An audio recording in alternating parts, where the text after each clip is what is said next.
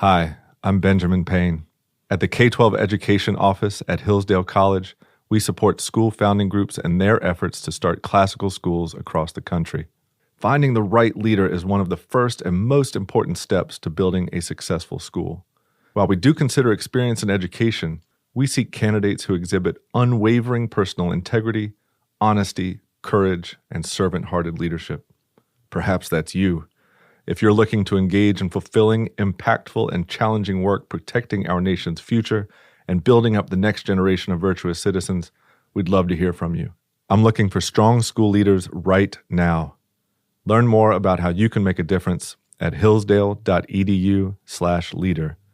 hillsdale.edu/LEADER. That's hillsdale.edu/leader.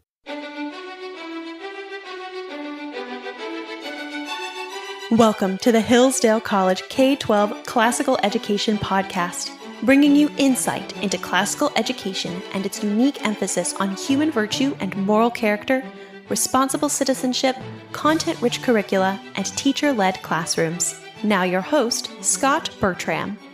Thanks for listening. The Hillsdale College K-12 Classical Education Podcast is part of the Hillsdale College Podcast Network. More episodes at podcast.hillsdale.edu or wherever you get your audio. You also can find more information on topics and ideas discussed on this show at our website, k12.hillsdale.edu. We're joined today by Przemyslaw Grzesiak. He is physical education teacher at Hillsdale Academy in Hillsdale, Michigan.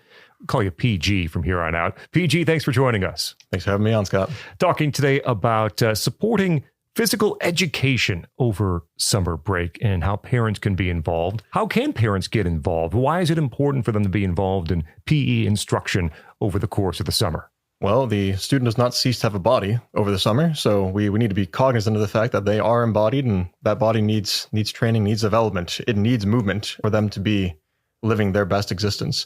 So I guess for parents, first thing, if you want your child to move, you got to move. Mm-hmm. My small children, they will do anything that I am doing. They want to play tag. They want to climb walls. If they see me doing a calisthenics routine in my living room, they are right there with me. And they're asking me, am I doing this right? Am I doing this right?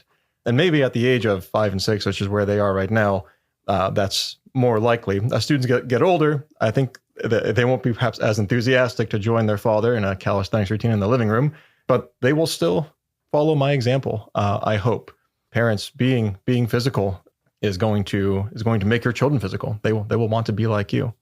How can parents think about PE over the summer as more than just staying active? Right. So yeah, staying active, that's absolutely a great start. And perhaps considering the sedentary lifestyle of many Americans today, it's something which it's if we can attain that bar, we've already done something good. Mm-hmm. But being active is not the end all. In physical education class, what we're trying to do is develop physical excellence in our students. Or if using a different term, we might say we want them to be overall fit. Mm-hmm. So we don't want them just to be able to run a long distance. We don't want them just to be able to lift heavy weights. We want this premier, beautiful human being who can adapt to his environment, who is strong in whatever capacity that day requires him to be.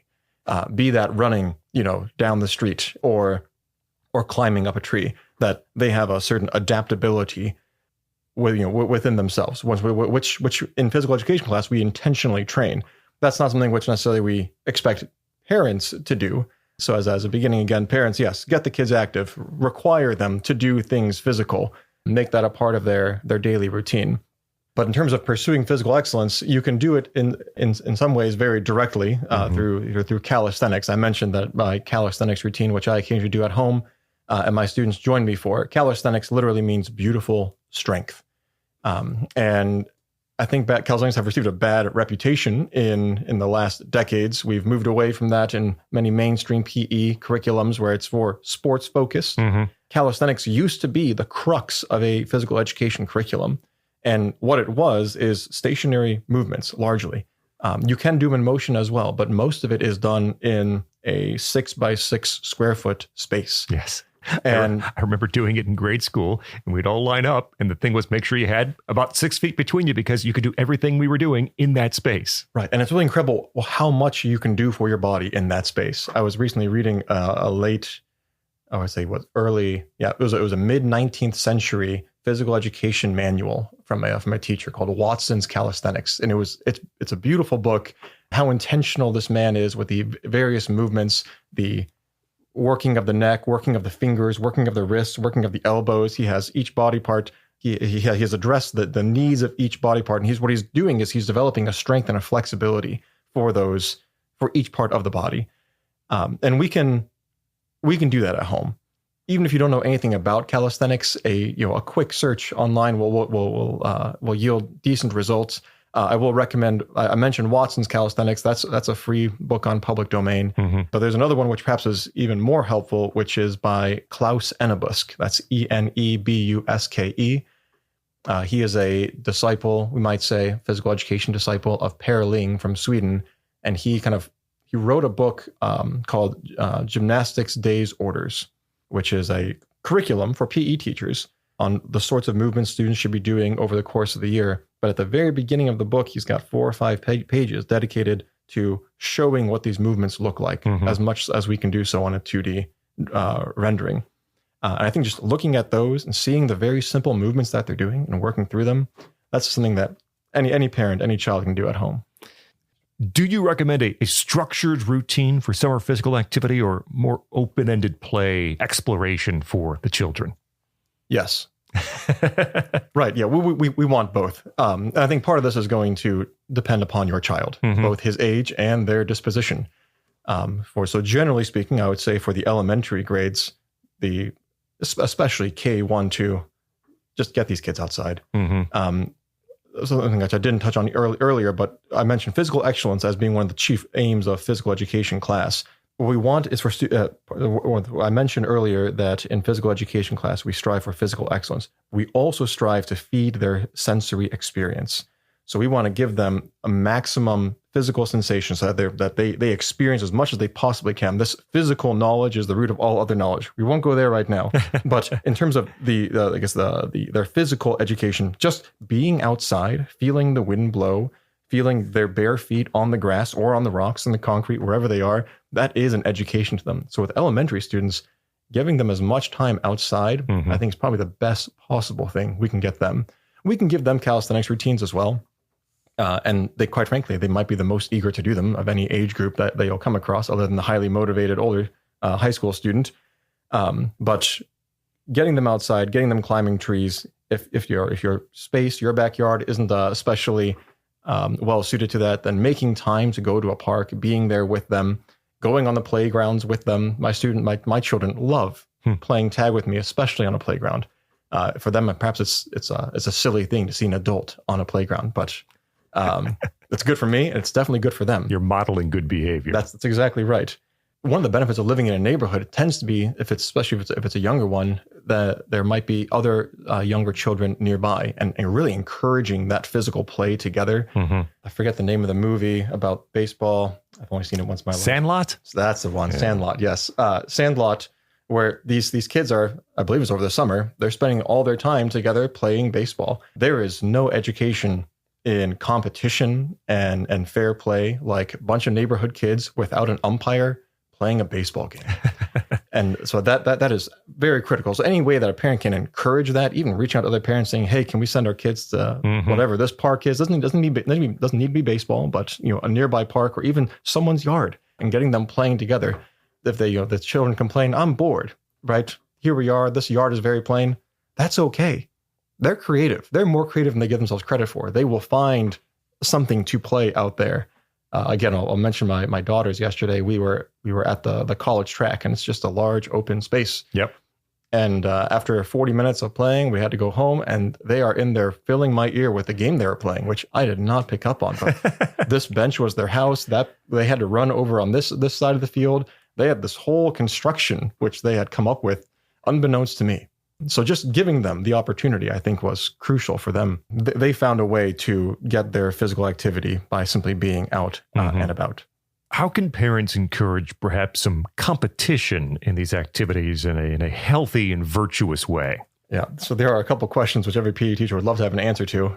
Competition is great, right? It brings your passions to their height, and it makes it very difficult to be virtuous because competition means that there's a winner and a loser. Mm-hmm. You want to win.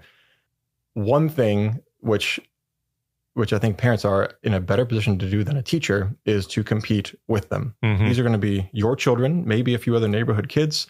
If you are out there playing basketball with them and your child is losing his mind because this wasn't fair, that call wasn't fair, but you can keep steady. You can win a game, you can lose a game, and you can be the same at the end of each of those experiences.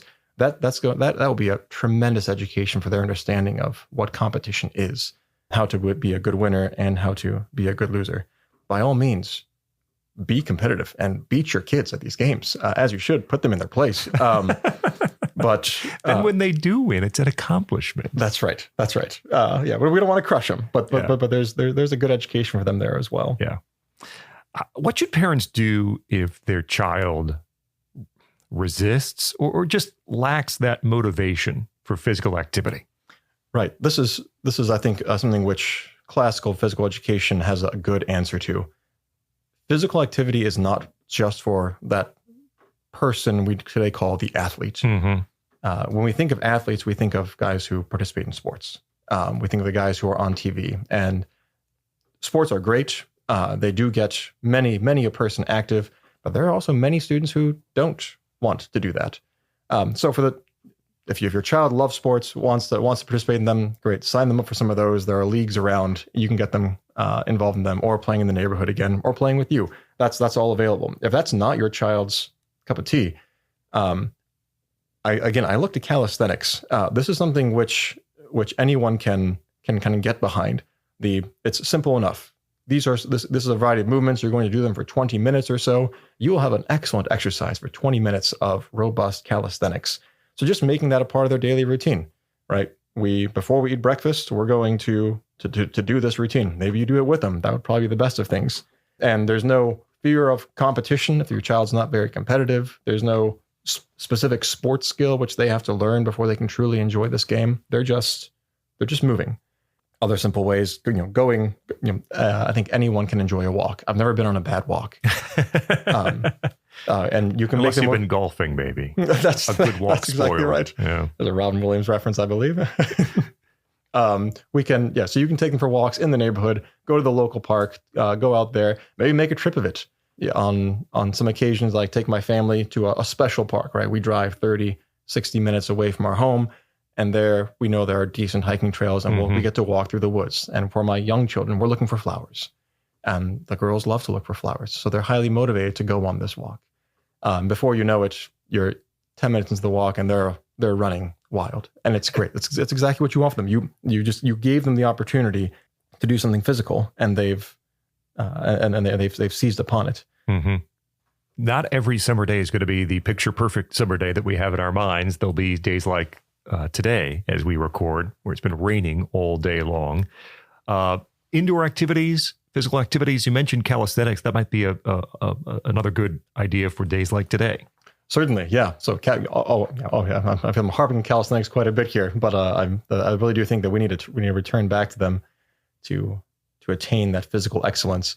But the other little wrestling. This is a fun one, an easy one. If you've got a couple of boys, or my daughters like to wrestle me all the same, and it doesn't take a whole lot. We don't have a huge living room, but we make it work, and that is also wonderfully exhausting. My 2-year-old is recently taken to being the lawnmower, so I grab him by the legs, and he's on his hands, and we're walking through as much of the house as we can until he face plants.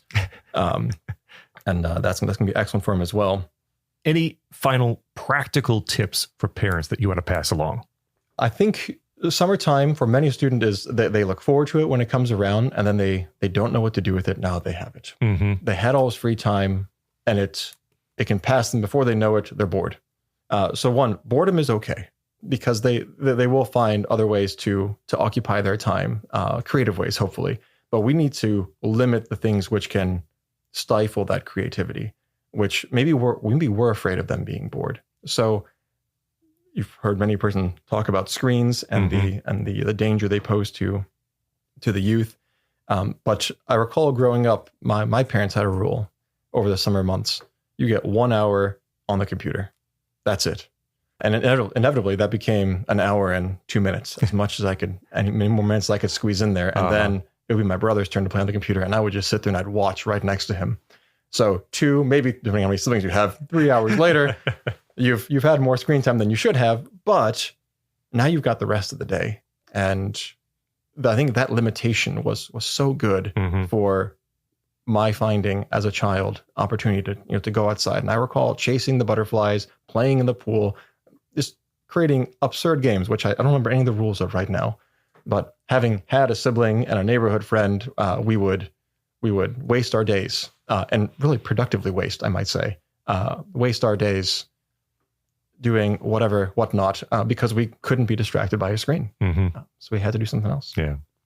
PG, he is a physical education teacher at Hillsdale Academy in Hillsdale, Michigan, as we chat about supporting summer instruction for parents, this time physical education.